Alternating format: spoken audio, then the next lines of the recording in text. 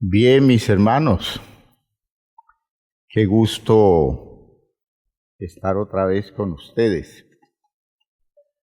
Qué alegría hacer parte de la congregación, de nuestra agradable congregación. Y valoramos enormemente el hecho de poder estar aquí siendo iglesia, una iglesia que vive una prueba que nos está obligando a hacer una continua y saludable interpretación, porque es deber de los cristianos siempre ajustar su interpretación a condiciones, es decir, las condiciones de la vida obligan a hacer ajustes de la interpretación, porque la vida va demandando claridades nuevas todo el tiempo. Vamos a hacer una oración para introducir esta reflexión, una reflexión que espero podamos compartir con todos los hermanos de la Iglesia Apostólica de Jesucristo, en cualquier lugar del mundo donde estén, porque hay cosas que quiero decir y que tienen que ver con algo pertinente por este momento especial en el que nos encontramos. Padre eterno, te damos gracias porque estás aquí con nosotros, porque nos estás guiando, porque nos estás bendiciendo, porque estás todo el tiempo despertando en nosotros una conciencia mayor, una visión de responsabilidad más alta con la propuesta existencial que tú nos haces. Gracias, Padre, por toda la protección que le has dado a la Iglesia, por la forma especial de cuidarla, de sostenerla, de bendecirla. Y gracias porque todo el tiempo, Señor, nos estás hablando y nos estás tocando áreas sensibles de la vida.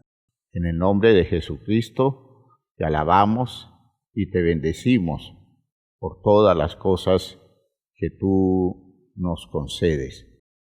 Dirige esta reflexión, dirige la mente de tu pueblo y ayúdanos, Señor, a entender las razones de ellas en la edificación de nuestra vida espiritual. En el nombre de Jesús, el Señor. Amén. Amén. Siéntense, hermanos, por favor.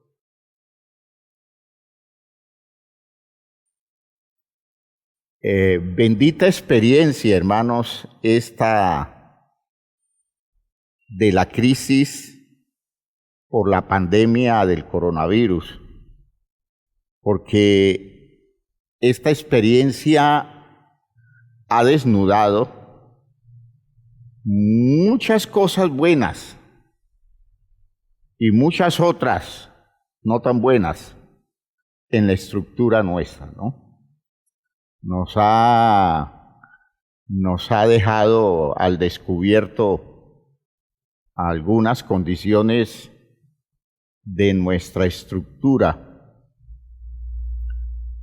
pensando en la demanda de Dios para dar la medida en el tiempo de hoy, es decir, refiriéndome a la época en la que estamos viviendo, no pensando solo en la crisis, sino todo este tiempo.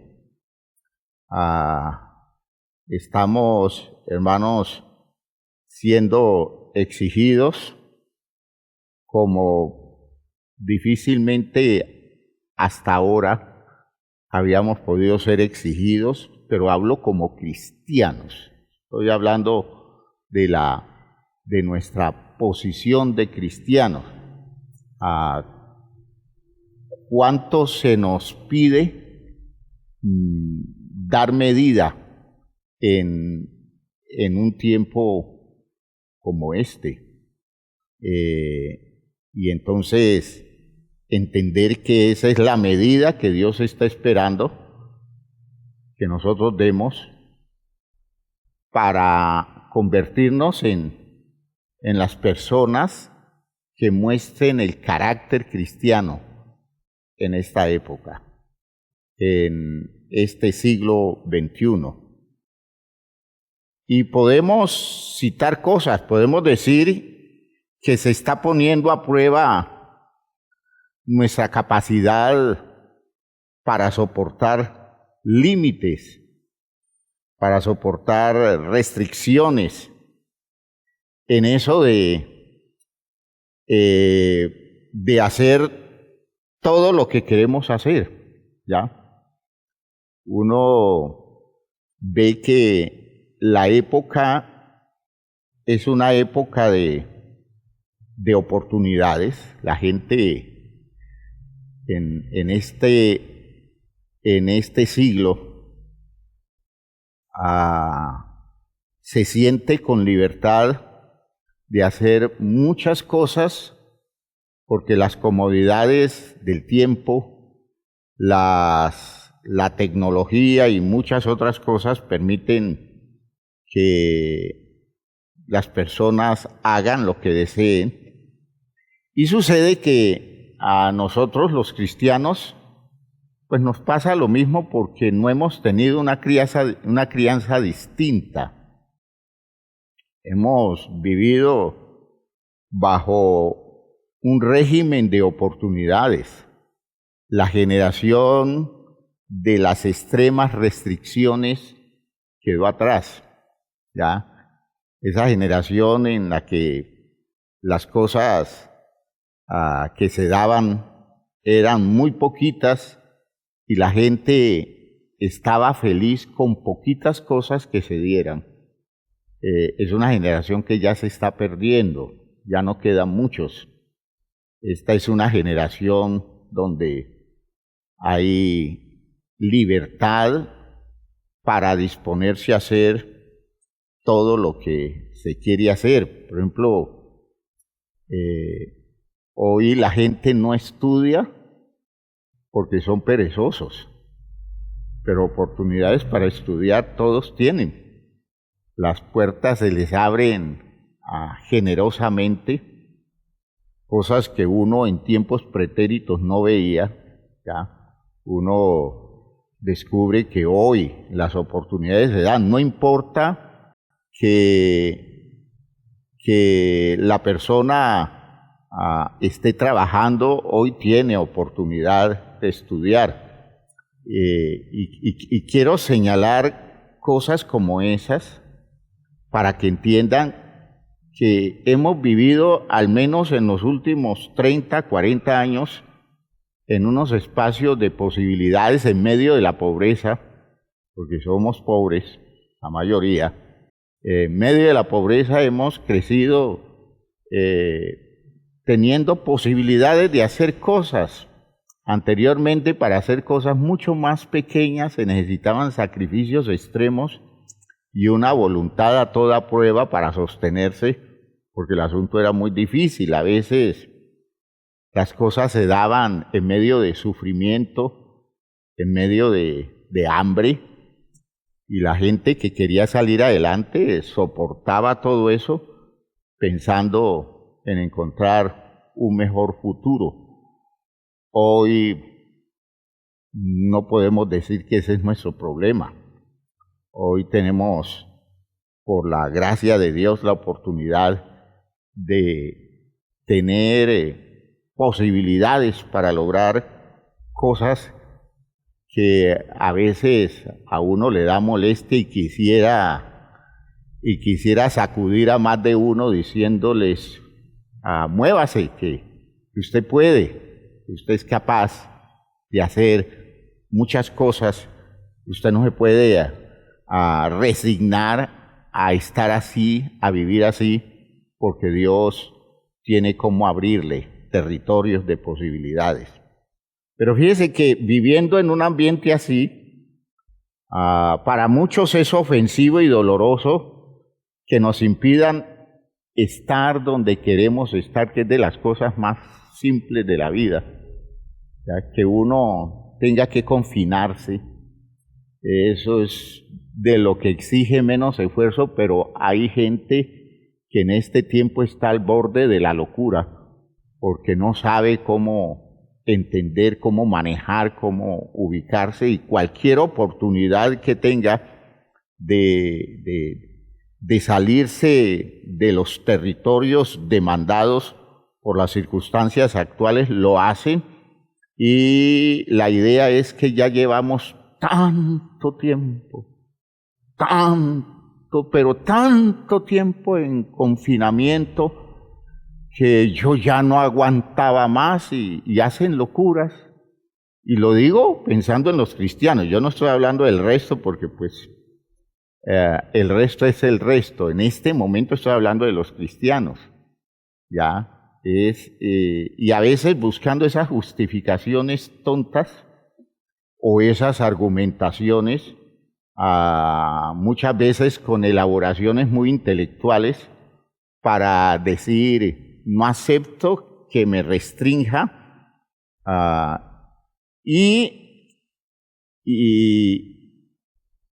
eso que nos pidan, que no hagamos todas las cosas que sentimos, nosotros tenemos derecho de hacerlo. Imaginen ustedes que yo alegando derechos cuando la vida a veces no nos pregunta a nosotros qué es a lo que tenemos derecho, sino que la vida nos impone cosas y uno tiene que aprender a aceptarlas, aprender a vivir en medio de las demandas, de las exigencias, de las restricciones, porque eso es la vida. Nosotros tenemos ejemplos bíblicos que nos explican las actitudes de un creyente frente a situaciones así. Porque es que no es justo, hermanos míos, que cuando estamos pensando en que estamos defendiendo no solo la vida propia, sino la vida de gente que está a nuestro alrededor, nosotros estemos alegando derechos y estemos buscando oportunidades para evadirnos, y nos sentimos geniales cuando le hacemos trampa al sistema y no entendemos que la trampa nos la estamos haciendo a nosotros mismos. Les coloco el ejemplo bíblico de José, un muchacho que creció en un ambiente de privilegios, pero es que las crianzas en aquellas épocas, aún en muchachos preferidos, era otra cosa. Un hijo preferido de un hombre próspero del Medio Oriente, el intocable de Jacob. Cuando llegó el momento en que la vida le fue cerrando espacios, cuando se le restringieron todos sus espacios progresivamente, y cada vez era menos la oportunidad que él tenía, él se las ingeniaba para ser productivo y eficiente, convirtiéndose en alguien útil en condiciones muy estrechas. De un muchacho gozando de toda la libertad, lo tira a un hueco, lo venden como esclavo, luego siendo esclavo termina en la cárcel, todo el tiempo restringiéndose los espacios y nunca se entregó a la queja y a la murmuración, al desprecio de la vida, al sentimiento de el sinsentido, y nunca se puso a pensar, hay una terrible conspiración para mí o contra mí. Al contrario, cuando vivió todas esas experiencias, buscó hacer la mejor teología posible. Buscó explicarse las cosas como un creyente, no como un cualquiera. Y entonces descubrió que Dios lo había mandado a Egipto, porque necesitaba que él estuviera allí para proteger a la familia de situaciones muy difíciles que vendrían hacia el futuro. Y él, dejando atrás rencores, pasando por encima de la maldad de sus hermanos, él entendió su misión en medio de la estrechez y en medio de la limitación. Estoy buscando, hermanos míos, que entiendan que esto demanda una constante interpretación de la visión positiva que da saber que detrás de todo eso, para nosotros los cristianos, está Dios presente permitiendo, y entonces tenemos que comenzar a hacer teologías buenas. En cambio de ponernos a pensar como el resto del mundo, pensemos como cristianos. En cambio de ponernos a buscar explicaciones alrededor de toda la malicia que existe en esta época, hermanos, ¿cuándo se ha visto que exista algo que defienda los intereses de los pobres? Nunca. Y que nosotros estemos pensando en cosas todas, digamos, rebuscadas para justificar que hay una gran malicia alrededor del coronavirus. Hermanos míos, esto es para que nosotros entendamos que hay una hermosa oportunidad alrededor del coronavirus. Y es así como pensamos los cristianos. Los cristianos no nos ponemos a buscar manejos o criterios que no tengan que ver con el hecho de que Dios es presente y nos quiere presentes, activos y comprometidos. No importa el espacio que tengamos para hacer las cosas. Si nos restringen a un calabozo, en un calabozo podemos cumplir con propósitos grandes de Dios y Dios allí nos va a usar para la gloria de Él. ¿Ya? Hermanos míos, esta situación nos está probando también la inclinación a hacer una buena teología del momento histórico, a explicarnos en Dios las cosas. A mí me pone a volar eso de estar viendo a los creyentes buscando explicaciones peregrinas. Todas las elaboraciones que se dan en el mundo presente, a mí no me extraña del mundo nada. Yo no estoy pensando que el mundo tenga capacidad para aportar cosas buenas, porque el mundo no se hizo para aportar cosas buenas. Las cosas buenas vienen de Dios. Santiago nos dice, ustedes no se equivoquen, toda buena dádiva y todo don perfecto desciende de lo alto del Padre de las luces, en el cual no hay mudanza ni sombra de variación. Y entonces, hermanos míos, yo no tengo por qué buscar un tipo de explicaciones para situaciones de la vida distintas del hecho de que Dios lo permite, y si Dios lo permite, eso que permite Dios es para llevarme a una medida tan alta que estoy entendiendo una demanda de Dios para situaciones que vengan hacia el mañana en función del bienestar de mucha gente que esté alrededor de mi vida. Los cristianos nos explicamos todo teológicamente. A nosotros no nos importa lo que esté pensando los manejadores del sistema. A nosotros nos está importando lo que Dios piensa, y el mundo será el mundo siempre. No existe un nuevo orden mundial como lo están pensando. El orden mundial es el mismo siempre. Cada quien buscando lo suyo, cada quien buscando sacar ventaja. Los cristianos debemos tener es la claridad para mantenernos firmes, no importa lo que llegue, y saber que nuestra participación en la sociedad es buscando la manera que el propósito de Dios se cumpla en medio de esa sociedad. Pero, hermanos, la historia nos demanda que todo podamos entenderlo en Dios antes de cualquier otro tipo de consideración. Yo tengo que ubicar a Dios y sus razones de manera objetiva, en el centro que direcciona mi vida, de modo que debo proponerme a tomar las posiciones que como creyente convencido confirmo que son correctas. Y este tiempo es especial para eso. Yo estoy viendo en actitudes de creyentes en las iglesias,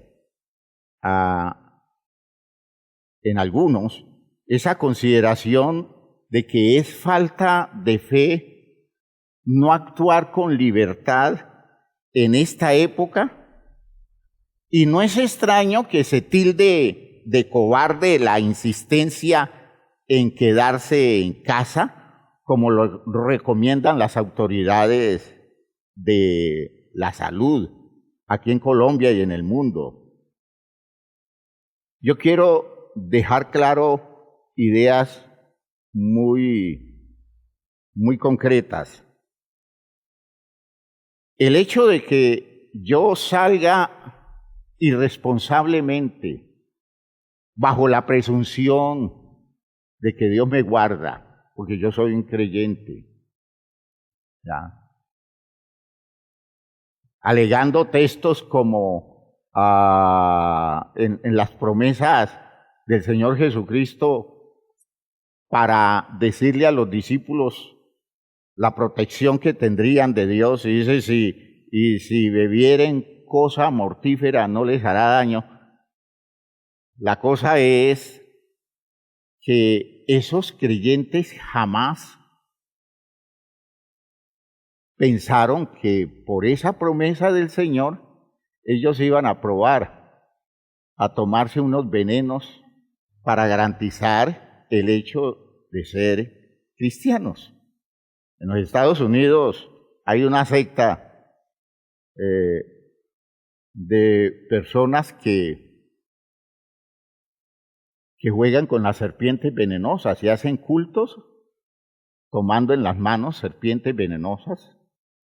Muchos han sido mordidos, se han salvado, otros se han muerto, pero la prueba de que es usted un cristiano es que usted coja una serpiente cascabel en la mano o todas esas serpientes venenosas y comience a danzar cantando himnos, porque es que la promesa bíblica dice que aunque los muerdan las serpientes, ellos no van a morir, porque hay ejemplos bíblicos de gente que fue muerta fue mordida por serpientes y no murieron, como el apóstol Pablo. Hermanos míos, que yo tenga que ponerme a hacer esas cosas para confirmar mi condición de creyente, el Señor Jesucristo lo calificó como tentación a Dios. Yo no tengo por qué tratar de demostrarle a nadie que estoy seguro de la protección de Dios pasando por encima de todas las reglamentaciones que se establecen para el bienestar colectivo. Porque, hermanos, los creyentes actuamos con sensatez, y en esa sensatez debemos descubrir que la protección de Dios está en la verdad, y la verdad es el conocimiento que existe en este caso sobre la enfermedad, y por tanto son las directrices de los que tienen autoridad por su conocimiento las que debemos seguir, y esa verdad tiene tanta validez como la verdad de la Escritura para nosotros. ¿Por qué? Porque es un conocimiento objetivo. Y sobre la base de ese conocimiento objetivo nosotros decidimos nuestras posturas, y en esas decisiones está la protección de Dios.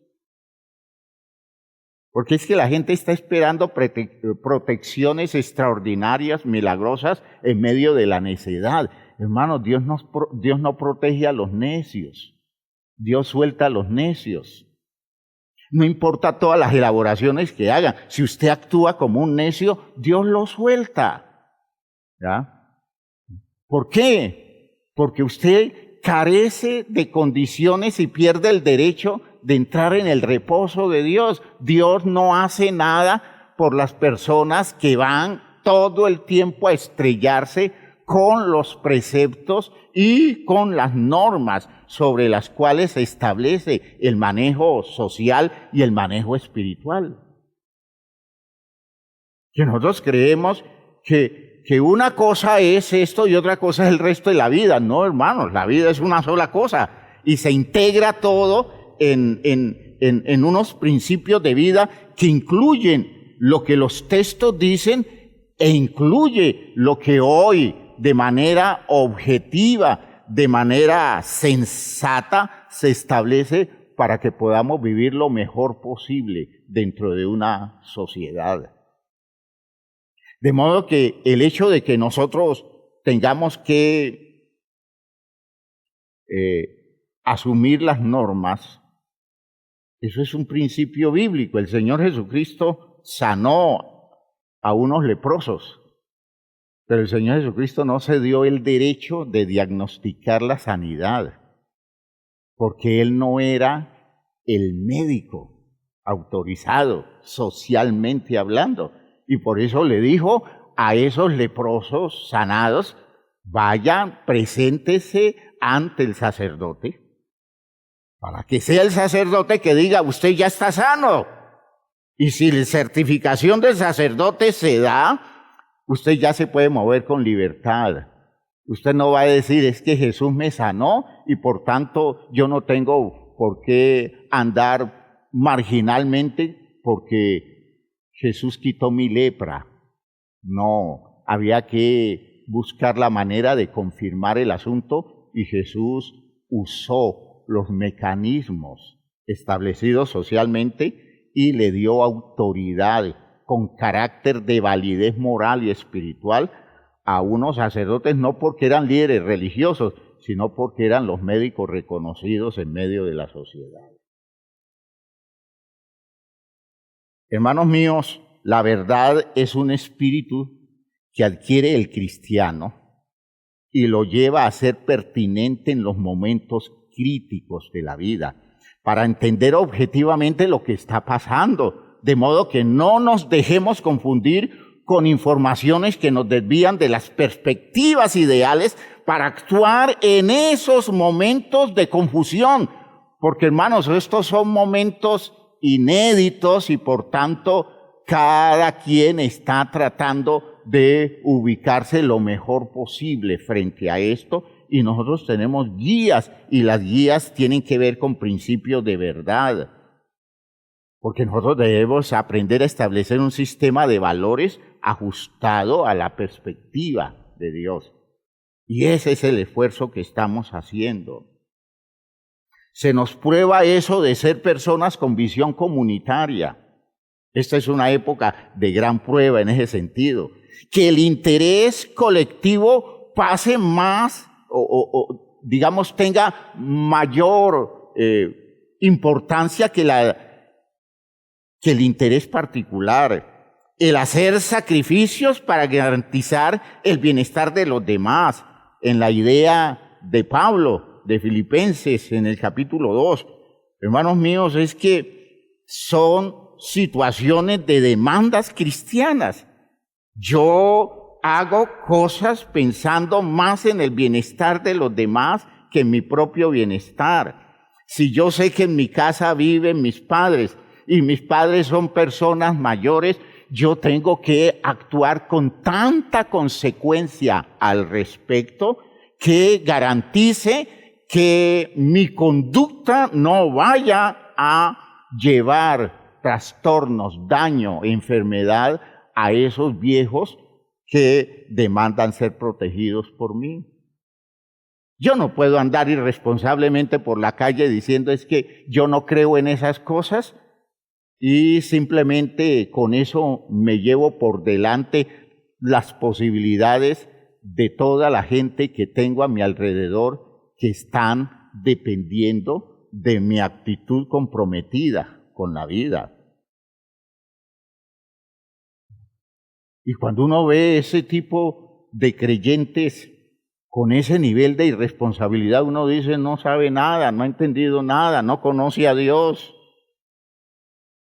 no ha recibido el evangelio que debe recibir, ¿ya? Se nos está probando nuestra vinculación a la iglesia en todas las circunstancias. El mantenerse en la disposición espiritual y el fervor, aunque estemos solos. Nuestra capacidad para aceptar la autoridad jerárquica de la iglesia, buscando su orientación y dirección, aunque no podamos congregarnos. Somos iglesia. ¿Ya? No importa que no nos estemos viendo, somos iglesia y dependemos de un orden. Y quiero decirles, hermanos, estamos llegando a los meses críticos de la pandemia y hubiéramos querido que no se presentara con estadísticas tan altas como las que hoy conocemos. Se buscó eso, pero, hermanos, el desorden de la gente, la irresponsabilidad de las personas, colocó a Colombia estadísticamente como uno de los países más afectados.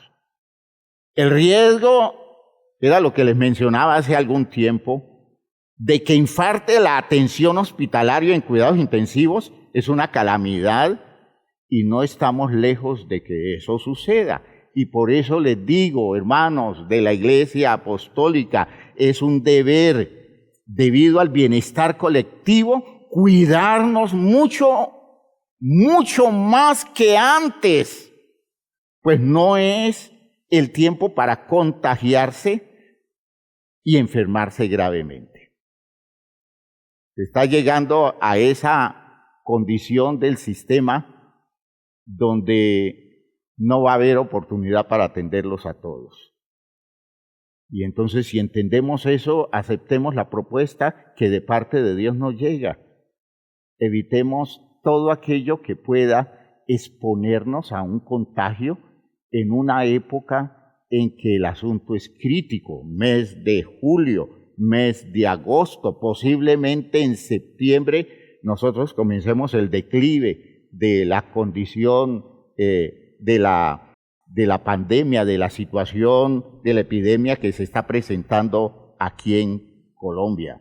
Pero es deber nuestro evitar que nos enfermemos. Y usted me va a decir, pero es que ¿quién puede evitar enfermarse? Pues usted. Son las situaciones suyas, son las posiciones suyas. Es el cuidado que usted tenga, es la responsabilidad que usted tenga. Y usted es un cristiano, usted es una persona que actúa con absoluta responsabilidad. Los creyentes deben entender, oiga, para todos los creyentes en la Iglesia Apostólica, que la orden que han recibido los pastores es evitar al máximo ir a los hogares de los hermanos. Eso es una orden. Eso no es el capricho del pastor, es una orden que les hemos dado. Es una orden que tiene carácter espiritual, ¿ya? Que no deben ir a la casa de los creyentes evitando que se les asocie con algún caso que se presente. Porque, hermanos, es muy necio que un pastor se vaya a meter a una casa, que resulte un caso de coronavirus allá, y el vecindario, pues esa es la oportunidad que tiene de denigrar de la iglesia, y van a decir el pastor trajo la enfermedad. De hecho, el riesgo es que usted llegue a una casa y luego vaya a otra casa, se le dice al pastor, y al llegar a la otra casa se lleva la enfermedad que recibió en la casa anterior. Usted no está puesto para polinizar como las abejas y dedicarse a trasladar males de un lugar a otro. Usted debe circunscribirse, debe reducirse al máximo, buscando con eso evitar malos entendidos. Esa es la explicación que le damos a los pastores. De modo que no es pereza, no es negligencia, no es falta de fe, es prudencia, mucha prudencia. Por eso les explico, es esa prudencia la que nos lleva a pensar que nosotros no vamos a abrir iglesias, ¿ya? No vamos a abrir templos para hacer cultos hasta que nosotros no tengamos mínimo de seguridad, porque un caso que aparezca dentro de una actividad religiosa, hermanos, nos va a dejar a nosotros muy mal parados, y es la oportunidad que van a tener los detractores para hablar mal del ambiente cristiano. Son épocas en las que debemos ser muy sabios. Los creyentes deben entender que en esas condiciones debemos buscar otros medios para comunicarnos nosotros, los líderes, con el pueblo, y entender que es un esfuerzo que se hace como a disposición de prudencia. Debe ser consciente que si hay posibilidad de que usted resulte contagiado, el deber suyo es buscar el examen diagnóstico lo más pronto posible, y es deber suyo aislarse lo mejor que pueda aislarse por el bien de los otros, ¿ya? Usted debe ser muy responsable, ¿ya? Y eso obliga a que no haga locuras. En este tiempo, insisto, la conducta de los creyentes y la postura de la iglesia como comunidad de salvación debe ser ejemplar frente al resto del mundo. A la iglesia le corresponde tomar actitudes sabias para no dar lugar a escándalos y malas sospechas que alejarían a las personas de nosotros y de nuestra influencia. Es una cosa de mucha prudencia, de mucha sabiduría, y eso no nos impide que nosotros seamos creyentes seguros que nuestra vida está en las manos de Dios. En una crisis que se prolonga, el riesgo es, eso sí, que las personas se desmoralicen y lleguen al punto de perder la esperanza. Pues esto produce una ruptura con el futuro, y el futuro es el tiempo de la obra de Dios, es el tiempo de sus promesas. En el texto de Zacarías, en el capítulo 9, Zacarías capítulo 9,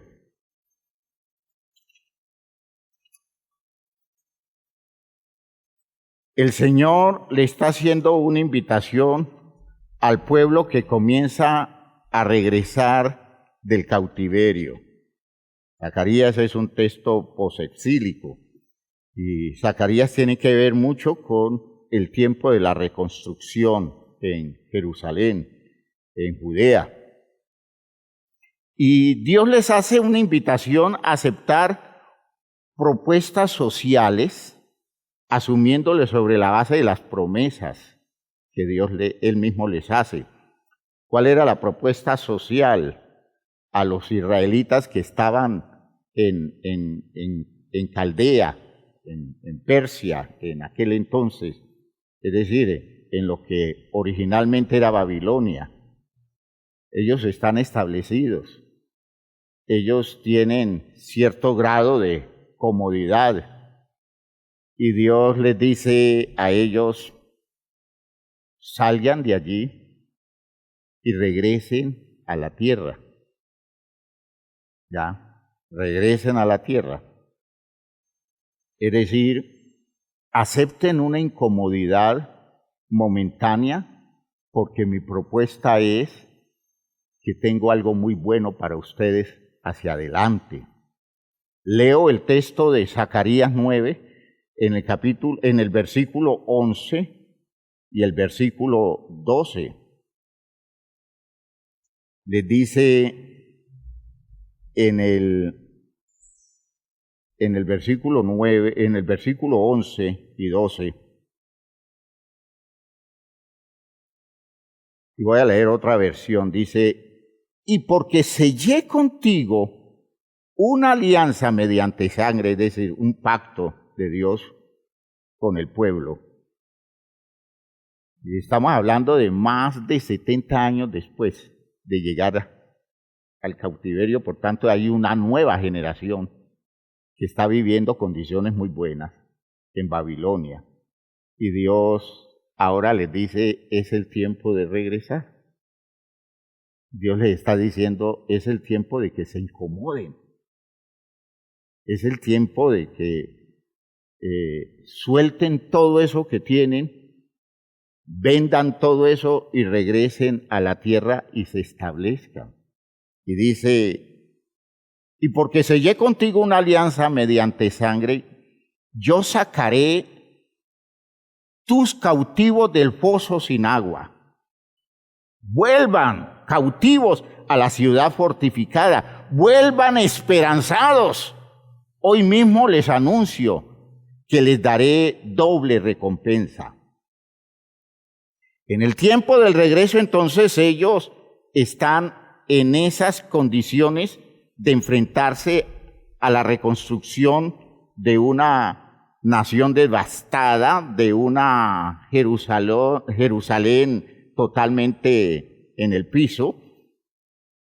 Y Dios les está diciendo a ellos que en las condiciones de una visión válida, ¿ya?, esas condiciones incómodas de Judá, de Jerusalén, son las mejores posibilidades que tienen, aunque a la sazón ya estén bien establecidos en la tierra de sus captores. Miren ustedes que en el texto, la gran tierra de Babilonia, de hermosas construcciones, de prósperos negocios, de abundantes aguas, hermanos, esa región era una región abundante de aguas. Dios la define foso sin agua, como una cisterna sin agua. Fíjense que una cosa es la visión de Dios para su pueblo y otra cosa son las condiciones físicas. Usted en este momento está viendo una estrechez tremenda, una situación difícil porque lo tienen confinado, lo tienen limitado. Lo que está viendo Dios es otra cosa. ¿Ya? Lo que está viendo Dios es otra cosa. Y cuando Dios le dice a los israelitas, vuelvan porque yo quiero sacarlos de esta cisterna sin agua, pues los israelitas podrían pensar, ¿cuál cisterna sin agua si aquí estamos cómodos? Si aquí lo tenemos todo, es una nación próspera, es una capital del mundo, es un ambiente de posibilidades, de negocios. Y Dios le dice, no, vuelvan. ¿Por qué? Porque yo quiero que entren a la fortaleza. ¿Y cuál era la fortaleza? Jerusalén sin muros, Jerusalén destruida. Dios no la ve como destruida, sin muros, porque es que Dios no ve el presente, Dios ve todo. Y Dios sabe lo que vendría después, aleluya. Y entonces Dios les dice, vuelvan, regresen. Les dice en esta versión Reina Valera, les dice, volveos a la fortaleza, oh prisioneros de esperanza. Y entonces les pronostica, hoy también os anuncio que os restauraré el doble. ¿Ya? Esas son las promesas para aquel que continúa firme, sosteniéndose en la esperanza de los creyentes, Contrastando con esas condiciones, uno tiene que decir que todas las condiciones duras que nosotros vemos en el momento no son como Dios las está viendo. Y uno tiene que aprender a moverse es con la visión de Dios, no con la perspectiva de lo que uno tiene al frente, porque los ojos nuestros no van más allá de la punta de nuestra nariz. Los está moviendo a regresar por la fuerza de la esperanza, hermanos míos, para quienes no la dejaron diluir en el cautiverio y mantuvieron firme su convicción del rescate divino en el tiempo propicio. Yo creo, hermanos míos, que si hoy todo lo nuestro se perdiera, mientras permanezcamos en obediencia y en la confianza en Dios, lo que viene mañana va a ser mejor que lo que hayamos tenido. Y se lo digo como palabra de Dios. Se lo digo como palabra de Dios. No esté temiendo usted que las cosas van a ir de mal en peor, porque esto está muy duro, esto está muy difícil. Pues sí está muy duro, pero es que otra cosa es lo que ve Dios. Dios les está diciendo a ellos, yo les garantizo que ustedes van a tener el doble de lo que tenían antes del cautiverio. Por tanto, vuelvan y confíen, trabajen duro, luchen, sosténganse, porque yo tengo planes especiales con la vida de ustedes. Dejemos de estar haciendo locuras, hermanos míos. Dejemos de estar haciendo cosas que no corresponden a la demanda del tiempo y confiemos en la esperanza que tenemos de que Dios nos va a dar unas mejores condiciones. El escritor a los Hebreos, así lo ve la experiencia de la fe de la iglesia. Ubica la visión esperanzada de Abraham, la forma como Dios trabajó a Abraham, lo ubica con una perspectiva para los creyentes que heredan a Abraham. Y en el capítulo 6, versículo 13 al 18, usted lee una cantidad de cosas que Dios hace para convencer a Abraham de que lo que él tiene propuesto es algo que se va a cumplir. Y entonces dice la Biblia que Dios le dio la palabra y Dios juró. Y en el versículo 18 y el versículo 19 dice, para que por dos realidades inmutables, dice una versión, en las que es imposible que Dios mienta, tengamos ánimo esforzado, quienes buscamos refugio en aferrarnos a la esperanza que se nos propone, la que tenemos como ancla del alma segura y firme, que penetra hasta la parte interior de la cortina, es decir, hasta detrás del velo. Por la fe nosotros vamos más allá de las circunstancias actuales. Por la fe nosotros vamos a la misma presencia de Dios. Y sabemos que desde Dios hay garantías para el futuro nuestro. Nosotros no podemos dejar que nuestra esperanza se muera y pensar que este encierro anula todas nuestras posibilidades futuras. No importa el tiempo que pase. Para ellos fueron más de 70 años. Nuestro mañana está seguro porque la promesa de Dios es incontenible, hermanos míos. No hagamos esfuerzos locos, no tratemos de asegurarnos la vida de manera común. Hermanos míos, por atractivo que se vea Babilonia, ese peladero que era Judea, que era Judá, que era Jerusalén, es la tierra de las promesas. Su casa en su encierro es la tierra de las promesas. ¿Ya? Porque es que la promesa es de Dios, la promesa no es de su negocio, la promesa no es de la empresa en la que usted trabaja, la promesa es de Dios. ¿Ya?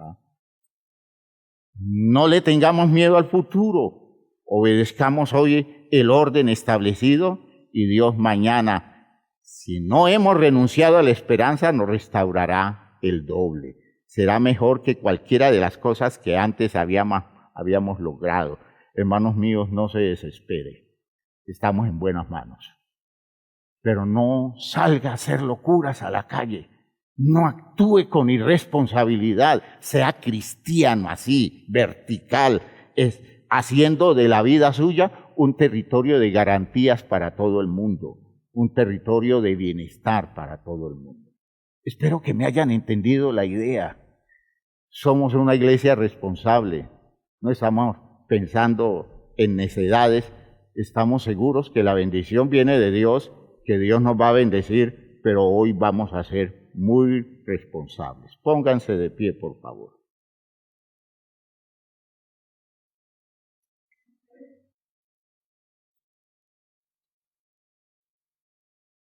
Volveos a la fortaleza. Posiblemente su casa es la fortaleza. Usted dirá, ¿qué fortaleza en mi casa? ¿En mi casa qué hay? Si yo no salgo y hago esfuerzos aquí y allá, ¿qué garantía tengo en mi casa? Usted tiene la garantía de la promesa de Dios. Aprenda a vivir regido por la promesa de Dios. Haga cosas confiando en Dios. No violente nada porque usted será el gran perdedor y los suyos pierden. Pero si usted se ajusta a los presupuestos que Dios le da, no importa que no se vea nada por fuera, tenga confianza que el Dios de la esperanza es un Dios que siempre está trabajando, construyéndonos el futuro para que cuando lleguemos allá las cosas estén. Bendito sea esta perspectiva que la fe cristiana nos permite entender. Vamos a orar. Padre eterno, te damos gracias por esto que nos has concedido, por esta visión de las cosas que nos abres, Señor.